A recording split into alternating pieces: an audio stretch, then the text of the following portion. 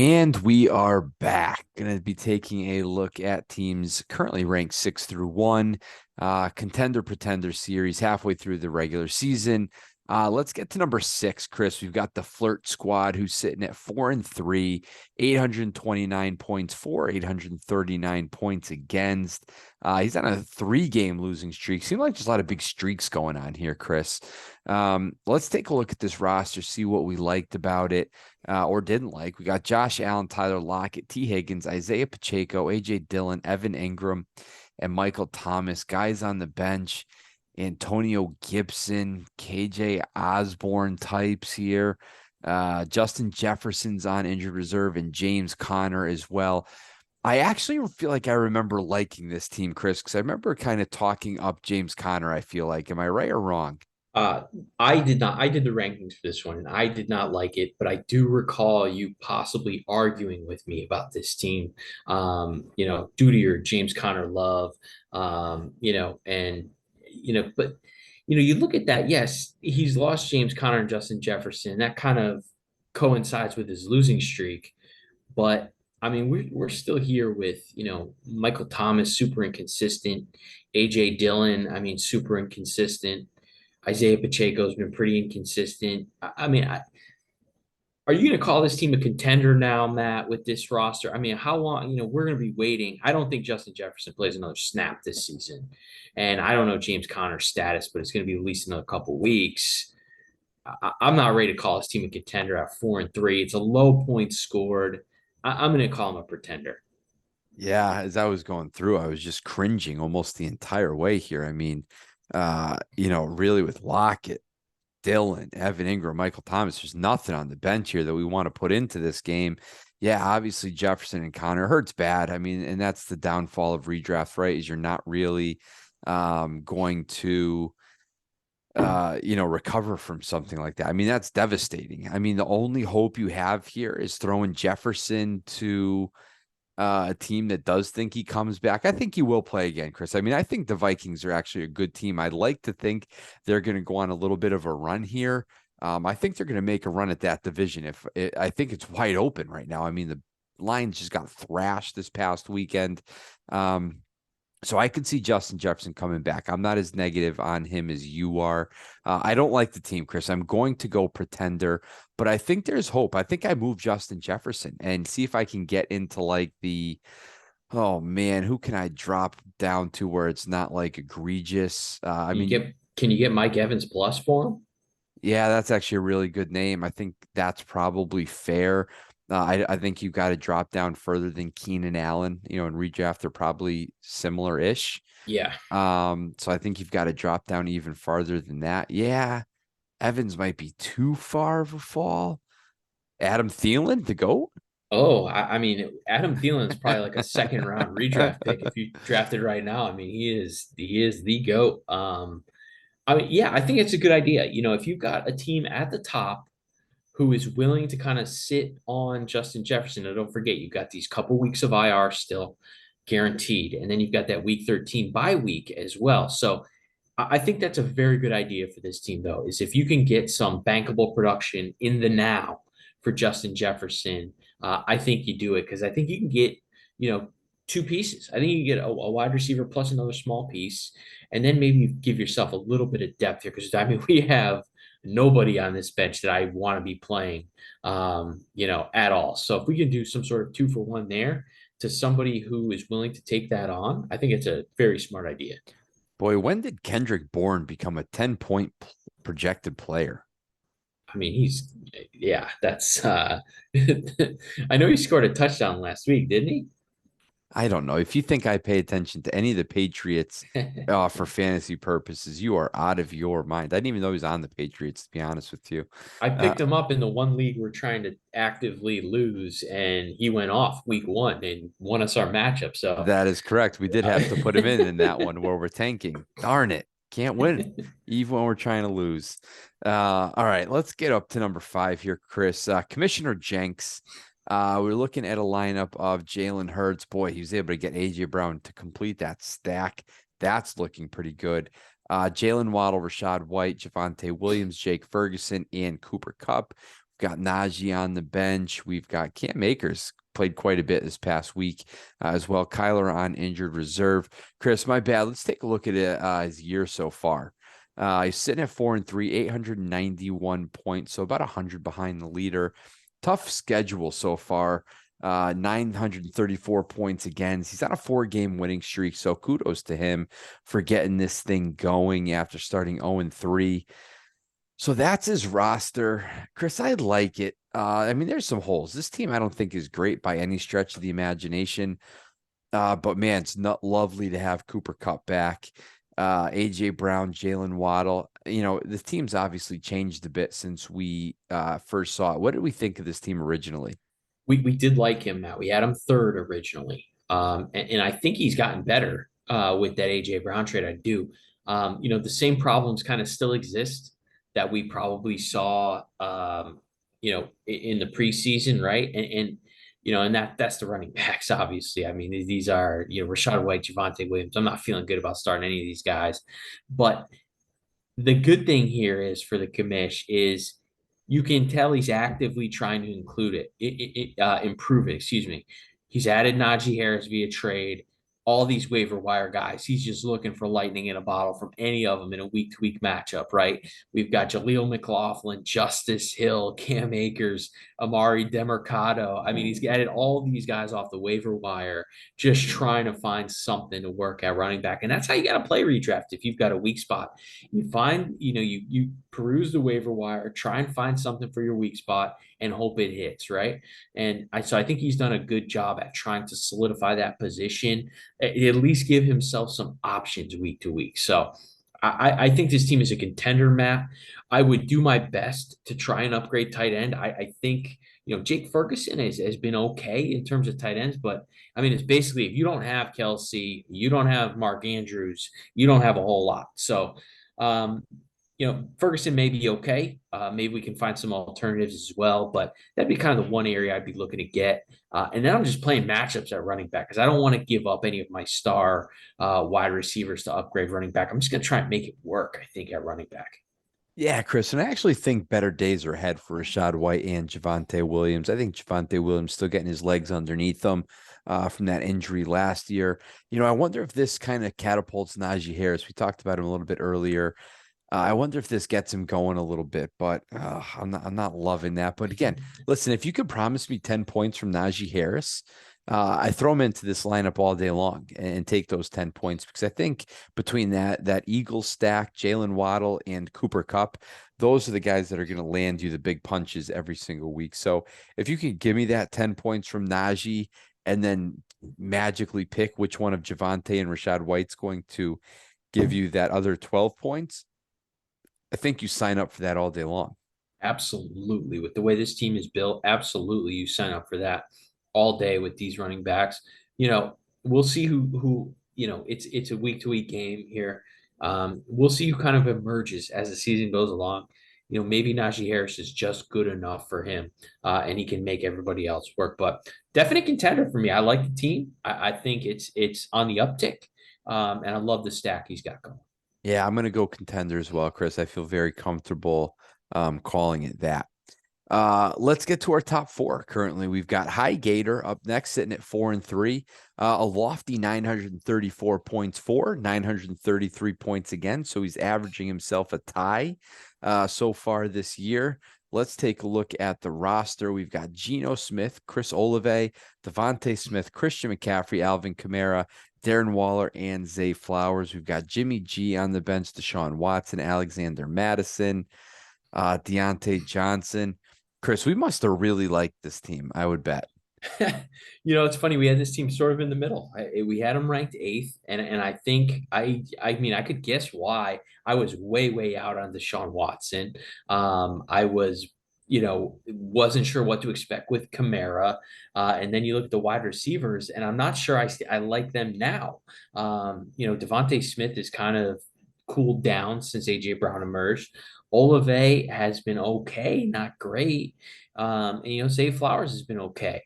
And then you look at the bench, we've got Romeo Dobbs and Alexander Madison. I think I think this team looks a heck of a lot better now with McCaffrey and Kamara, that 1-2 punch just producing in spades. But I can see why we kind of why I had him in the middle to start the season. Yeah, I mean, yeah, I like it much better right now. I'm actually going to call this team a contender, Chris. I like this team a lot. Again, when you've got those rocks, those anchors in McCaffrey and Kamara, you can afford to have a little bit of a downturn each week. I mean, can we get 25 to 28 points from these wide receivers each week with one of them booming, the other one possibly busting on any given week? But there's going to be the occasional double boom. So I do like this team here, Chris. I think Waller's finally finding his stride in New York. Zay Flowers appears to be the favorite target outside of Mark Andrews for Lamar Jackson. Alexander Madison, unfortunately for this team, is cooling off a little bit, Chris. I think we're seeing an uptick with Akers. Deontay Johnson was back, and I think he went over 100 yards, didn't he? I think so. I honestly can't remember. Um, But yeah, he's so back. So I think this team's going to be okay. I think we could throw Deontay Johnson in there for maybe some stability if we see that. Not that any type of Steelers giving us that stability. Um, but yeah, I mean, these wide receivers may end up costing him a title, but I think he'll be there, and I wouldn't really want to play this team. Yeah, man, it's sort of the opposite situation as the commission's team, right? This team is locked and loaded at running back, and he's just praying, he gets some help at wide receiver. Whereas the commission was the opposite. He's got the wide receivers and doesn't have the running backs. So I don't think there's a deal to be had between these two because they're so tightly competitive. But it's kind of interesting that dichotomy there between those two. I'm with you here. I do think this is a contender. I think Deshaun Watson's droppable, Matt. I'm just dropping him in redraft. I want no part of him. I mean, with this QB room, I think you kind of hang on to him because I don't really love Garoppolo or Geno Smith. I think if we had a Stafford on this team, I would drop him.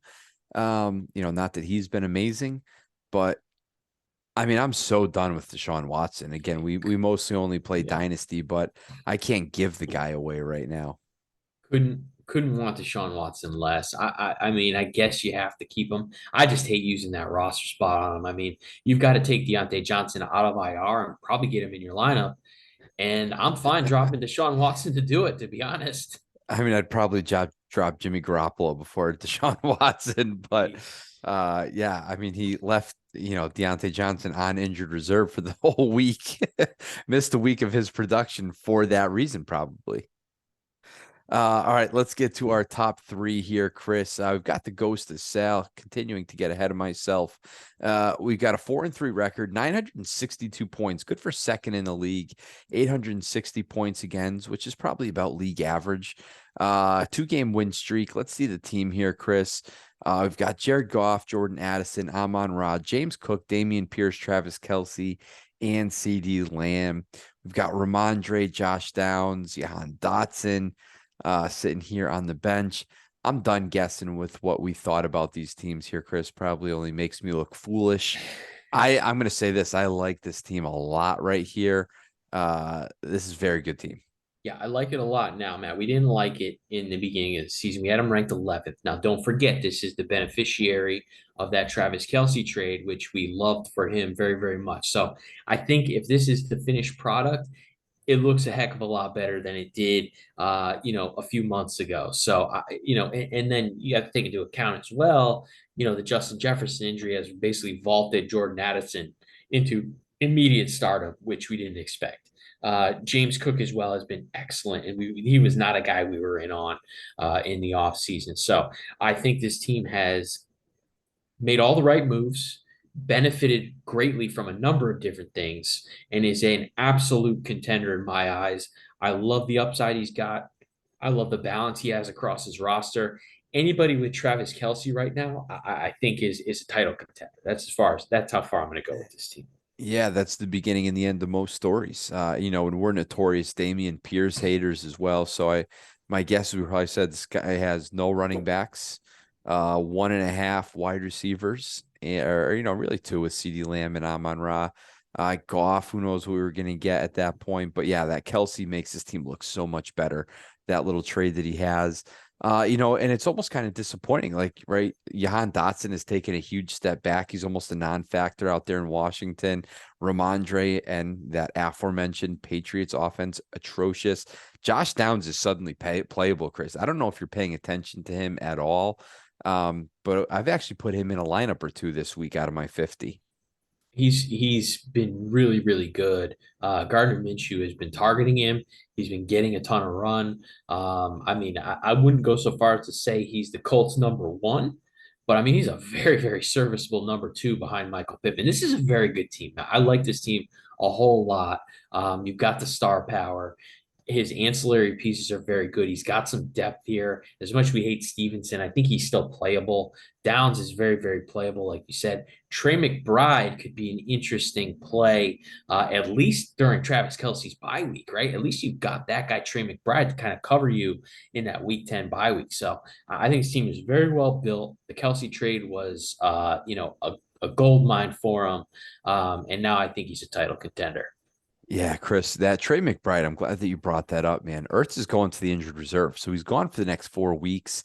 That's going to be, not that he's done a whole ton with his targets, and his targets have actually gone down in recent weeks. But man, if Trey McBride can pick up all of those vacated targets and can do a little bit more with them as the younger, more athletic guy, I think he's going to be very, very relevant. So yeah, that's just a little boost there for week 10.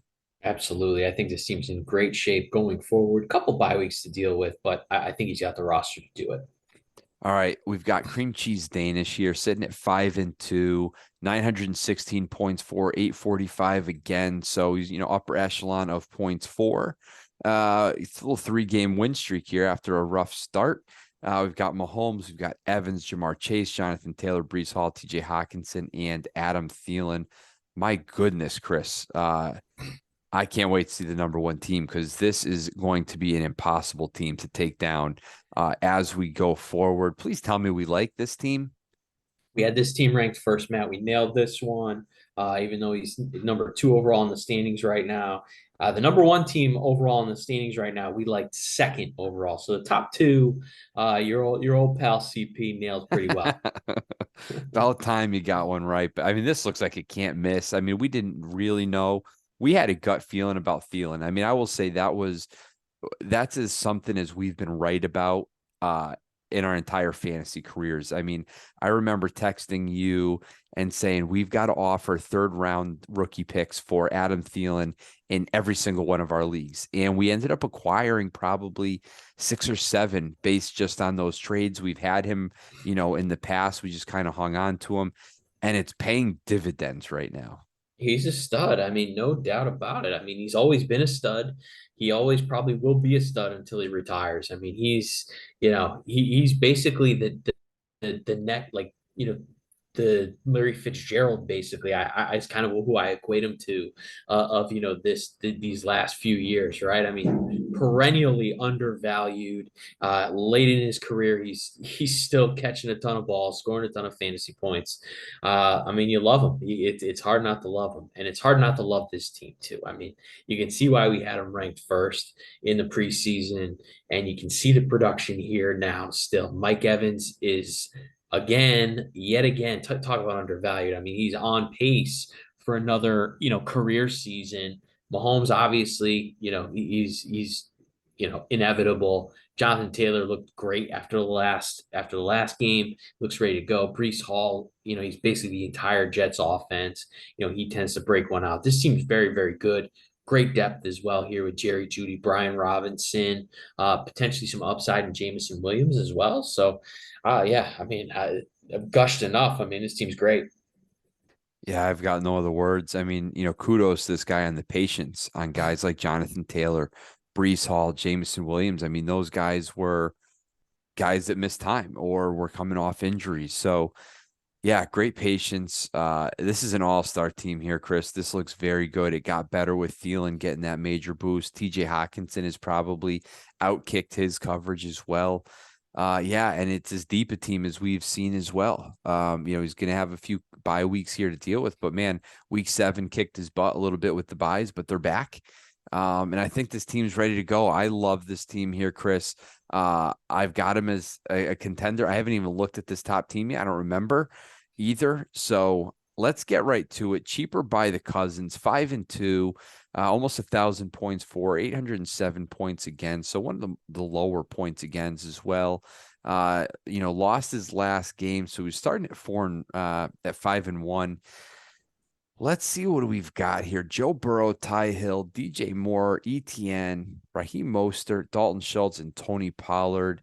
We've got Stafford, Jonnu, and Cousins on the bench. Gus Edwards may be worth a mention. You lost Mike Williams, Josh Palmer. It's actually been a nice little piece, Chris. I like this team, Chris. Easy contender. There's no question about it. Ty Hill's been a mega stud. Joe Burrow is improving and is going to be a mega stud.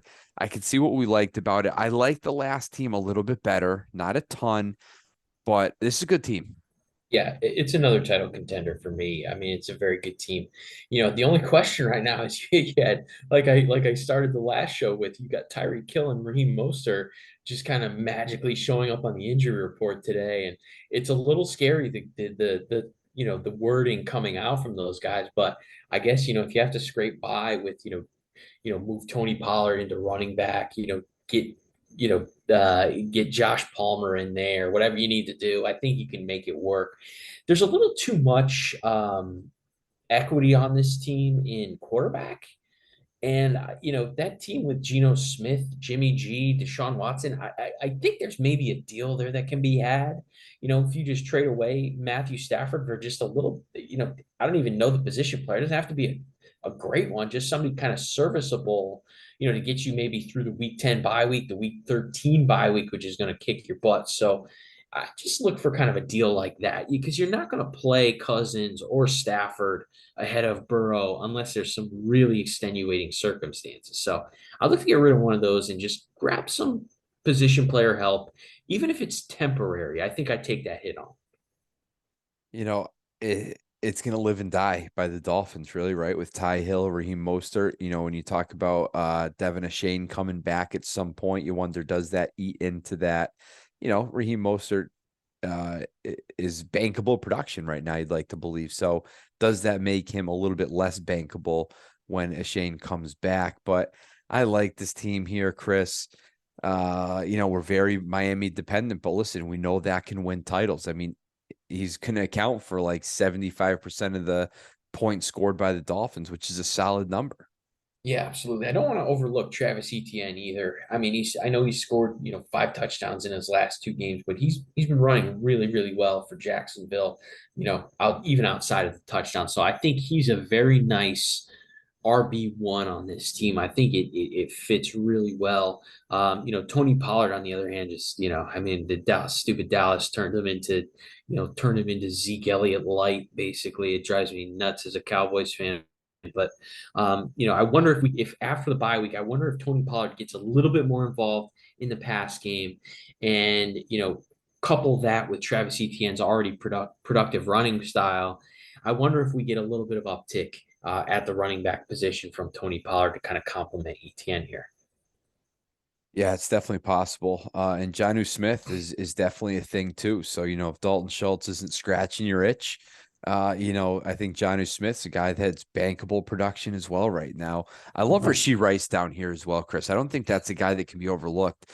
From the wide receiver perspective, he may just be Patrick Mahomes' go-to guy. We always talk about, if your name isn't Travis Kelce, it don't really matter out there in KC, but he seems to be finding the ball a little bit more recently. Yeah, he's played really well. That's a good call, Matt. He's definitely not one to overlook. He's been really, really good. Basically, I think he's basically the only wide receiver that Mahomes trusts right now. I mean, the rest of that group is I mean, Sky Moore stinks. Valdez-Scantling stinks. They just traded back for Mecole Hardman, for God's sake. That's how disappointed they were in their wide receiver room. So, hopefully Rashee Rice keeps that going. I mean, you're right. He could be a guy that finds himself in the lineup in the late stages of this season. I would not be shocked at all. Yeah, Kadarius Toney too stinks. Yeah, Yes. that speaks volumes, going to get Mecole Hardman and bringing him back in as the trusty pass catcher. So Yeah, that's going to do it for us tonight, Chris. It's fun taking a look at this league. It's always good to have a little repeat action, see what we got right, see what we got wrong. Certainly plenty of both for us, from the preseason to now. So, good luck to you guys rest of the way. Make those moves while you can. It's going to be a fun finish, I think, Chris, with, the 10th place team sitting at 3-4, very much in the playoff conversation. So good luck to everybody rest of the way. We'll see you guys next year.